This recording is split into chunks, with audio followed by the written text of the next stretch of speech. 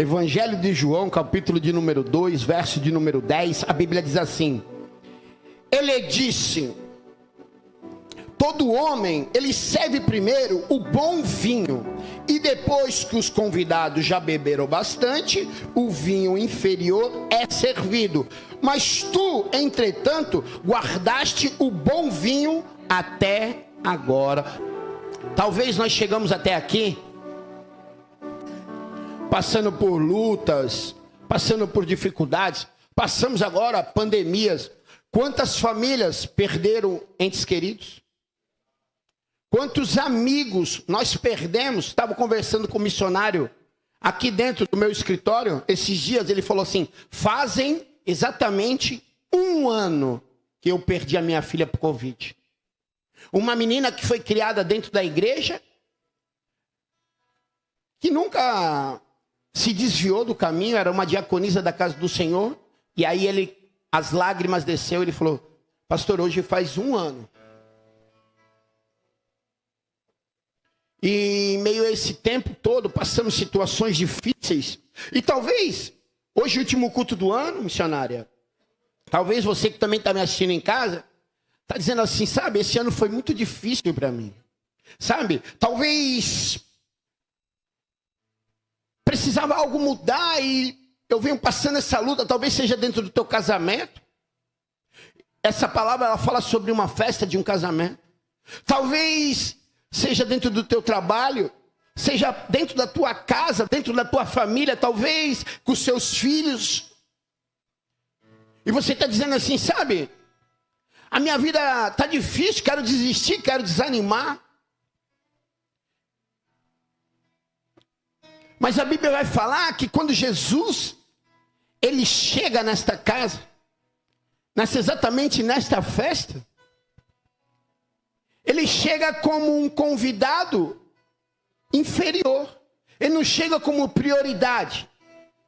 Porque a Bíblia vai falar que a sua mãe Maria e os seus irmãos já estavam lá. E nas festas judaicas, antigamente, era dividido em 2 classes os convidados. Havia a primeira classe de convidados, que eram os convidados de honra.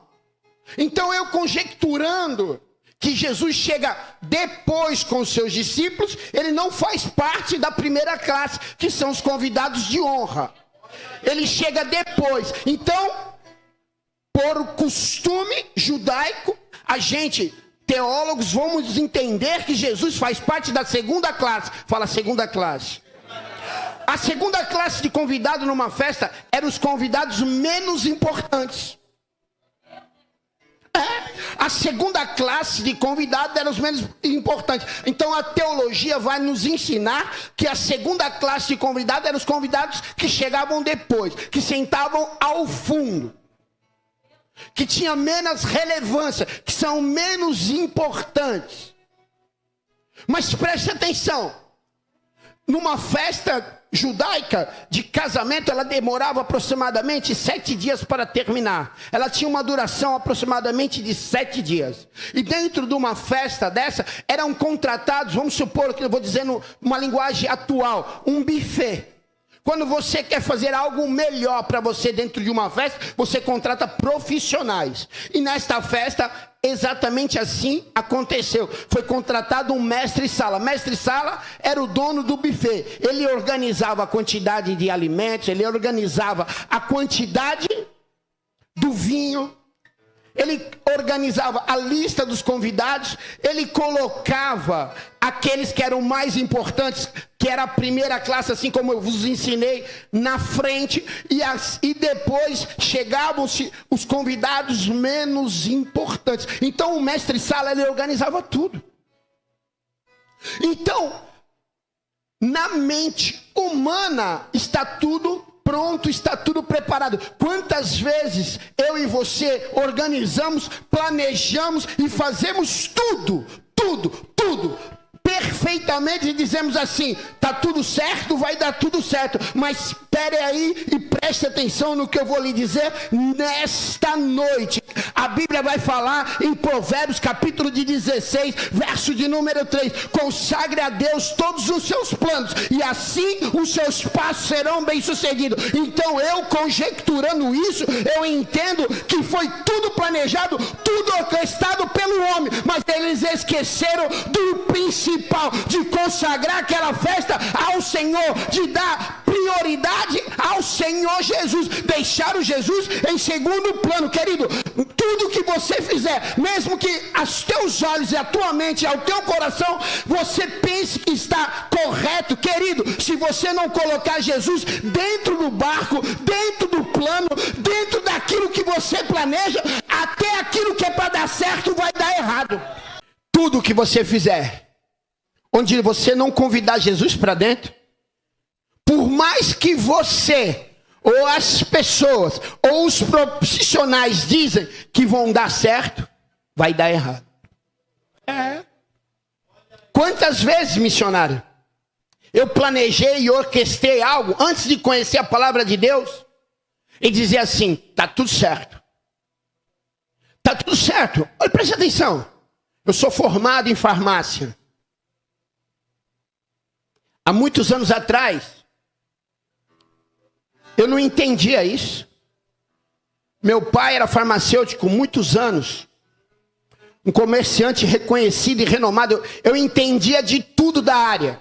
Eu entendia como abrir a burocracia, como atendia. Eu sei para que serve o remédio, a fórmula que é feita, a contraindicação e o modo de usar. Eu sei todas as coisas. Eu achava que eu sabia. Preste atenção. Eu tinha muita experiência. Fala para o teu irmão, a tua experiência sem Deus não vale nada. É bem por aí, preste atenção. E aí eu falei, pai, eu quero abrir uma farmácia. Meu pai falou assim, beleza, vamos abrir uma farmácia. E eu abri uma farmácia, tudo perfeito. Documento perfeito. Plano perfeito. Medicamento perfeito. Perfumaria perfeita. Mas passou-se 1 ano após, 2 anos após, e chegou um certo tempo que tudo ia mal. Mesmo eu tendo experiência. Preste atenção, nada que você fizer com a força do seu braço vai dar certo. Porque eu esqueci de colocar Jesus para dentro dos meus projetos e para dentro dos meus sonhos. Toda vez que você achar que é pela tua força, toda vez que você achar que é pelo que você sabe, querido, preste atenção, tem probabilidade muito grande de dar errado. E foi exatamente o que aconteceu nas festas da boda de Canaã. E preste atenção. Este é o primeiro milagre, fala, o primeiro milagre. Este é o primeiro milagre de Jesus. E o primeiro milagre de Jesus, ele mostra uma característica. O primeiro milagre de Jesus não foi a multiplicação. O primeiro milagre de Jesus não foi cura. E o primeiro milagre de Jesus também não foi libertação. O primeiro milagre de Jesus foi a transformação. Sabe por quê? Porque talvez se Jesus te der aquilo que você precisa, sem se transformar primeiro, você não tenha capacidade para suportar aquilo que Ele vai te dar.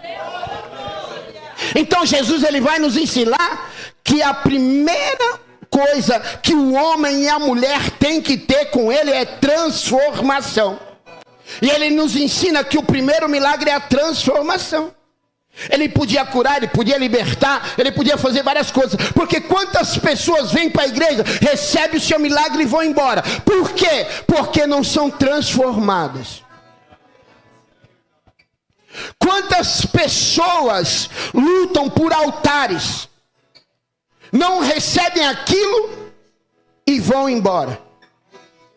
Porque primeiro tem que ter uma transformação. Fala assim, por quê, pastor? Porque a transformação, ela vem seguida de uma característica. Fala característica. A transformação, ela vem seguida pelo compromisso. Preste atenção, aquele que tem compromisso não falta ao culto por motivo nenhum. A aquele que tem compromisso, mesmo que ainda não recebeu o seu milagre, ele permanece. Aquele que tem compromisso, ele fica de pé.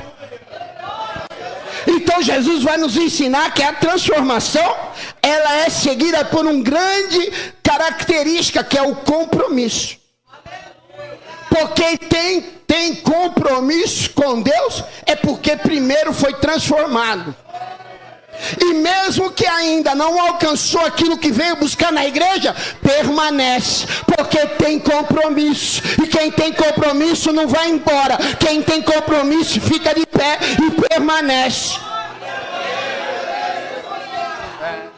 E aqui nessa noite eu vejo pessoas que querem ter compromisso, pessoas que querem ser transformadas. Aqui nesse lugar hoje o Espírito Santo vai falar para mim assim, que aqui hoje eu vejo pessoas com corações querendo ter compromisso com Deus, pessoas que ainda não alcançaram o seu milagre, mas estão aqui nesse último culto do ano, glorificando, adorando e exaltando ao Senhor.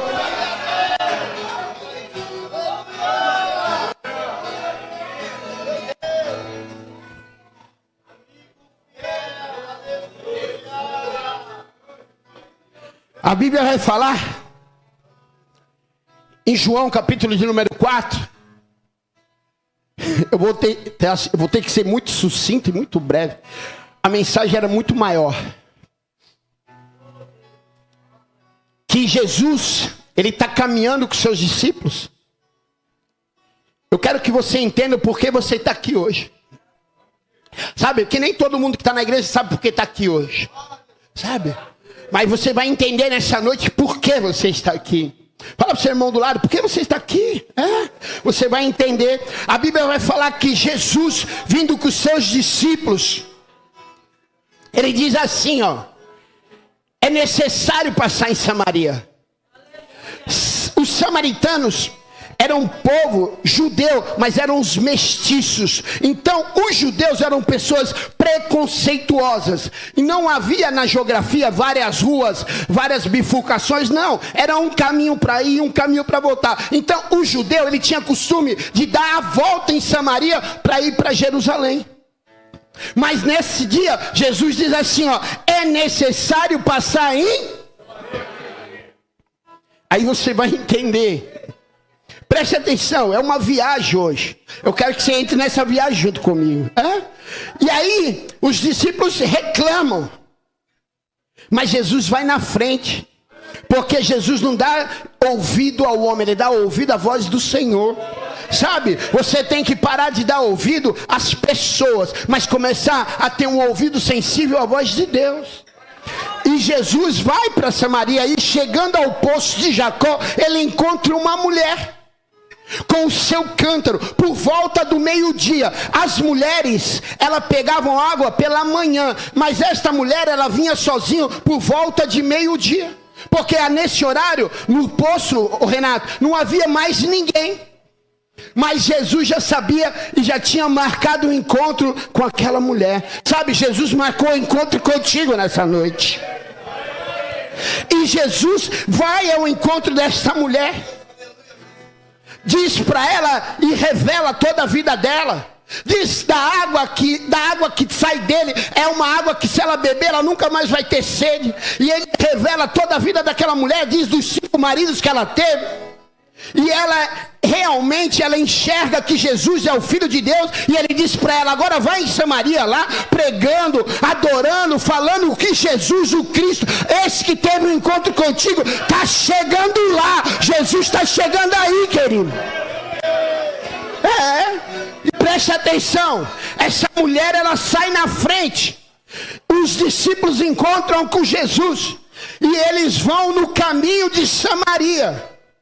Só que antes de Jesus chegar em Samaria, a mulher samaritana, ela se converte, ela vai no caminho pregando o evangelho, falando aí, ó, tá vindo um aí, ó, aquele que Isaías profetizou, ele tá vindo aí, ó. Nos abandonaram, nos esqueceram aqui em Samaria, ali havia a aldeia dos leprosos, ali havia os excluídos. Talvez a tua mãe te esqueceu, porque a Bíblia vai falar que pode uma mãe esquecer do teu filho, mas porém eu todavia nunca te esquecerei e nunca te abandonarei, porque tenho o teu nome gravado na palma da minha mão.